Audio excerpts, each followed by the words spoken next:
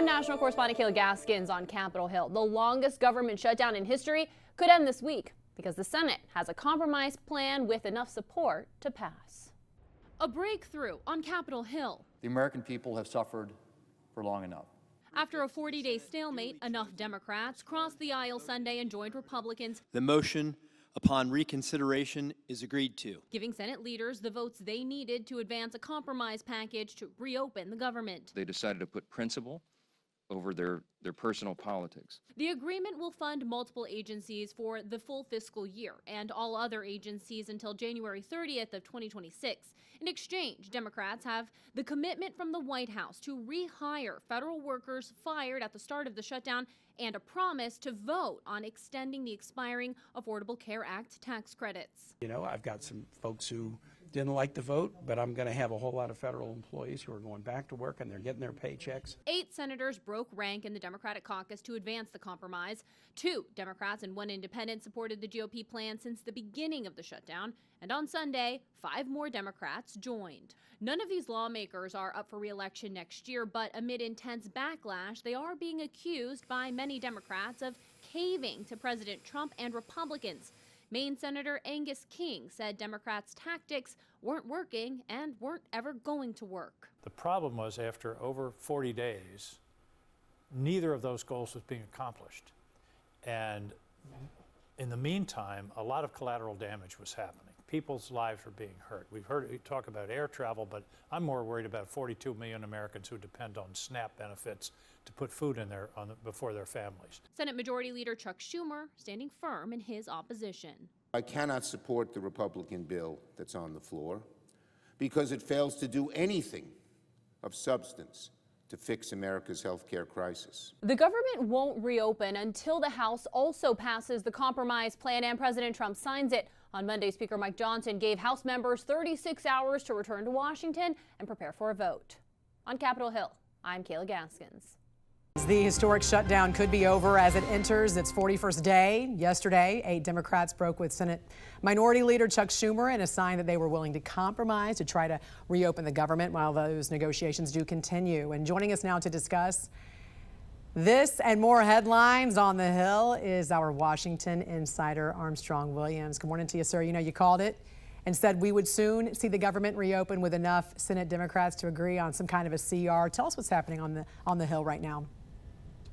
Well, listen, the sort of bypass these greedy insurance carriers to get the money directly to the consumer, the fact that everybody who's fired, federal employees, will get their jobs back, and everyone will get their paycheck and also their past benefits. And you cannot consider firing any other federal employees until January 31st. That was enough for Democrats. And also Chuck Schumer, believe it or not, needed a lifeline. He had to hold for the progressives that he's beholden to, but behind closed doors, Dick Durbin, voting with the centrists, indicated they were ready to move on and stop hurting people for right now for no reasons necessary, because they won the elections on last Tuesday. And so it's just time to resolve this and move on to real issues and issues that this shutdown has caused. What does this mean, though, ultimately for Chuck Schumer? Clearly the Democratic Party not falling in line behind him anymore. What changed? Common sense and people yelling at him. You know, there's a possibility, there are rumors that this could be his last hurrah that he may, as Nancy Pelosi did, announce his retirement. Yeah, we keep hearing that too. And I got to ask you about this story that kind of popped up over the weekend, an unverified story, by the way, about the January 6th pipe bomber who placed pipe bombs outside the offices of the Republican National Committee and the Democratic National Committee. Everyone saw this video. We've seen this video for almost 5 years now.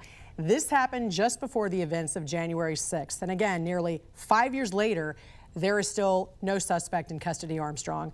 The FBI, the DOJ had no problem quickly finding those January 6th suspects who entered the Capitol. Why do you think there has not been an arrest yet on this?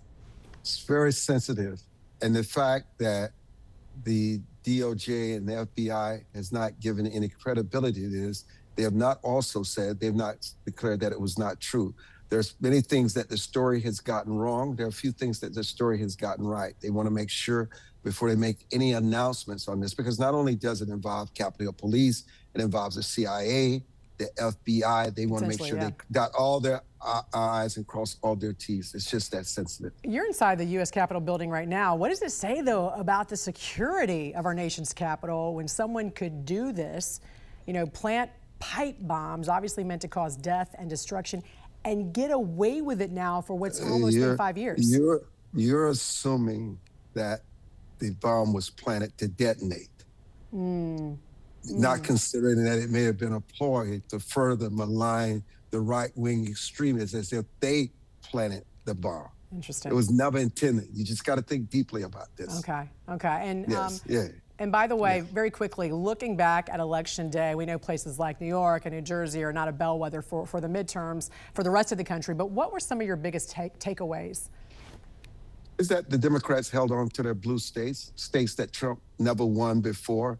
And in some of them, they barely held on. And also in Minnesota and Minneapolis, the radical Somalian extremist who has been for mayor lost, which tells you that Minnesota has not lost all its common sense. They still put America first. And that was a good sign. And so, you know, we move on. These elections are elections, and anything within a week can change the dynamics of it. The voters are very fickle. We'll just see what happens. The midterm elections, Jeanne, is a long way off. Anything can happen. That's very true. All right, sir. Washington insider Armstrong Williams. Great to see you there inside the Capitol. Thanks for joining us. Thank you. Confusion and uncertainty has been mounting for 42 million Americans who rely on SNAP benefits. Just this morning, a federal appeals court ruled SNAP benefits must be paid in full in November of 2025. KOMO's Natalie Fahmy explains why and how we got here. It has been a windy road these past 10 days as the battle to fully fund SNAP or not in the month of November has played out in courts across the country. I'm angry. I'm very angry. SNAP recipients in Washington state, like Georgia Gillespie, are more than frustrated. It's really tough. It's very tough to not have control of your own survival. She hasn't received her benefits this month and says now she's needing to make difficult decisions to keep food on the table. But how did we get here? On October 1st, the federal government shut down, with SNAP payments poised to stop on November 1st. On October 31st, a federal judge ruled payments must continue in full even during the shutdown. The Trump administration appealed the ruling on November 7th. And after a winding road of appeals and Supreme Court involvement, on November 10th, a federal appeals court rejected the Trump administration's effort to only partially fund SNAP benefits until the shutdown ends. We rely on our government to take care of our communities and neighbors, and they're not doing it. They're not doing their jobs. So. And the whole up and down of it all has some Seattle residents like Dave Redile frustrated. He says lawmakers in D.C. should have never let the shutdown get to this point. They need to figure it out. And even with positive signs from the Capitol that the shutdown could end soon, he's not confident that things will bounce right back to normal. I think there'll be a lot of impacts. They'll continue. In Washington state, Governor Bob Ferguson did announce that 250,000 households did receive their SNAP benefits. That is about half the number of households in the state that rely on the benefit. In Seattle, I'm Natalie Fahmy, KOMO News.